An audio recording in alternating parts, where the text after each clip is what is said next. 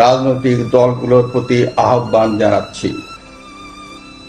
জনগণের জানমাল ও রাষ্ট্রীয় সম্পদ রক্ষায় সশস্ত্র বাহিনীকে কঠোর পদক্ষেপ নেওয়ার নির্দেশ প্রদান করছি। সাম্প্রদায়িক সম্প্রীতি ও সংখ্যালঘুদের নিরাপত্তা নিশ্চিত করতে এবং সরকারি সম্পত্তি রক্ষায় সকলকে এগিয়ে আসার আহ্বান জানাচ্ছি। দেশের অর্থনীতি, প্রশাসন ও শিল্প কলকারখানা চালু রাখার লক্ষ্যে সকলকে কার্যকর ভূমিকা রাখার আহ্বান জানাই।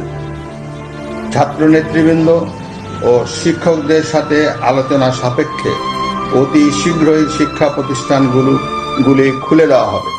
এছাড়া যারা হত্যা ও সহিংসতার সাথে জড়িত নিরপেক্ষ তদন্তের মাধ্যমে তাদেরকে আইনের আওতায় আনা হবে।